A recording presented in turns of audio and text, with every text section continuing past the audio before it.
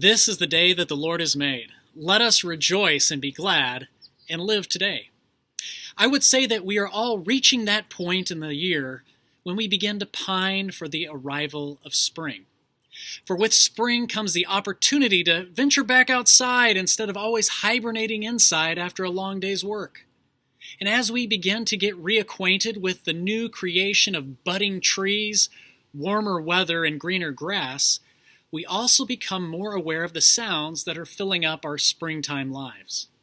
Lawnmowers busy hacking away at the lawn, kids yelling at the left fielder to throw the ball to the shortstop as parents cheer on the base runner, birds chirping and squawking at one another, the reverberation of a basketball being bounced on the blacktop surface, dogs barking at a passing cyclist. These are all beautiful sounds of spring that we enjoy each and every year. But have you noticed that in the absence of these sounds, or any other sounds that occupy our lives for that matter, that we tend to create sounds to overcome that silence? Maybe it's through a radio at work broadcasting smooth jazz throughout the office, or by having a TV on in the house while one does the dishes or the housework, or even by turning on an oscillating fan in the bedroom so that steady hum of the device can lull one to sleep. We surround ourselves with sound and noise purely because we are used to having constant audible sensations. In other words, we can't stand the sound of silence. This fear of silence is most noticeable when we communicate with one another. More than likely, you've had a moment of awkward silence during a conversation.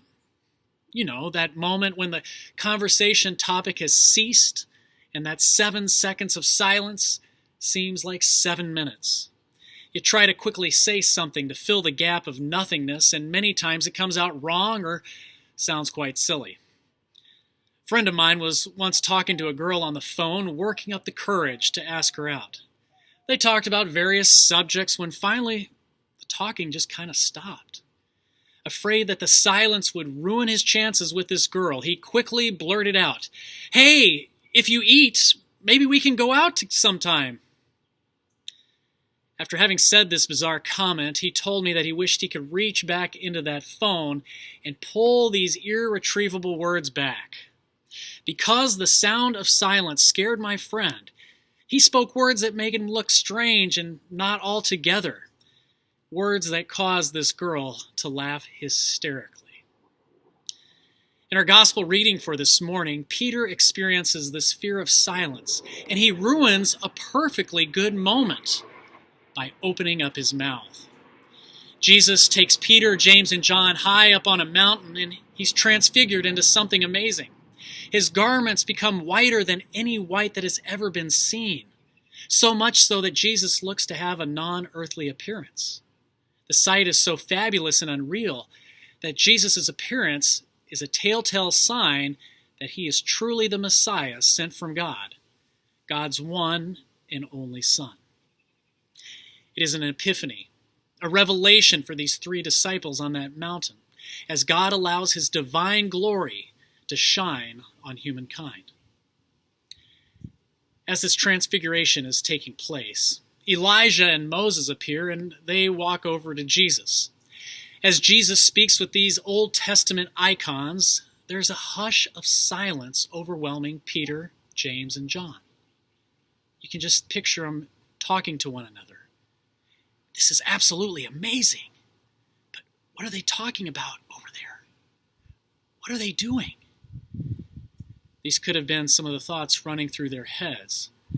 Not sure how to react to this mountaintop experience, Peter then blurts out, "Hey, Master, if it's well that we're here, but why don't we do something really crazy? Let's build 3 booths, one for you, one for Moses, and one for Elijah." Oops. Just kind of slipped out of Peter's mouth. Peter found himself in an awkward situation of awe and silence, and he felt that he should say something. Address what he's seeing over there. Show Jesus how thrilled he is to be witnessing these happenings. Hey, don't let a good moment escape. Let's bottle this moment up forever and let's savor it forever. Why not build 3 shelters for these three guys? Well, the reason why not is because that's not what Jesus was having in mind for them. It's not why he brought these three chosen disciples up on the mountain. He didn't do it in order to showboat himself or to set up some booths so that he, Elijah, and Moses could sign autographs. The reason was more than that, in that Jesus' true divine nature was shining through. His divinity had been exposed by God, and these three were lucky enough to be included in this experience. They were witnessing something incomprehensible. The Transfiguration is a holy time meant to provide strength and assurance and direction and courage to Jesus, a reminder that he truly is the Messiah sent by God to die so that we might be saved. Peter's speech was just filler.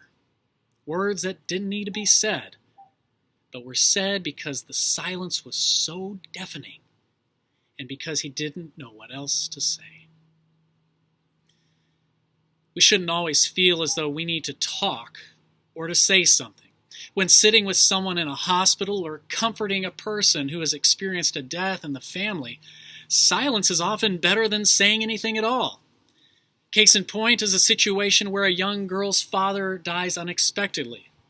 A friend of the family is trying to console the girl and says to her, "Well, you know, the reason your daddy died is that God needed another angel in heaven." His friend has all the right intentions, but shouldn't have said anything at all because now this young girl feels that God is mean and greedy and heartless and unfair. For God has snatched up her daddy, which is not the case whatsoever. Silence can be golden. When we remain silent, we refrain from speaking too soon, jumping to wrong conclusions, or regretting what we say. In silence, we hear God. God speaks to us in prayer, yet sometimes we are too worried that he isn't hearing us. Prayer is not a one-way street. It is us talking to God and God talking to us. It's God listening to us and us listening to God. Through silence, we can hear God speaking, encouraging, comforting, crying, laughing, cheering. If only we would take the time to remain quiet long enough to hear what he has to say, we might be able to discern more easily what God's will is and not what my will is or my neighbor's will or any other person's will for that matter. For God speaks to us through prayer, through other people, through situations, and through the written scriptures. What it takes from us is a shutting or blocking out of all that filler that might be crowding in on us and refocusing and truly listening to what God has in store for us. This coming Wednesday is Ash Wednesday, the beginning of a 40-day journey as we contemplate our relationship with God. And as we make the journey to the cross with Jesus, stopping at the foot of the cross to mourn his death. Use this time. Use it. Use this time given to us to strengthen your relationship with your Lord through prayer. Forget about all the sounds that are around us, those sounds that are beginning to emerge as the season of spring begins to rear its head. And use this time. Use this time to be quiet and to listen. For God is speaking. He speaks to you. He speaks to me. He speaks through the sound of silence. Amen. Remember as you go about your day that yesterday is gone, tomorrow does not yet belong to you. So why not live today, knowing that you never walk alone? See y'all next week. Later.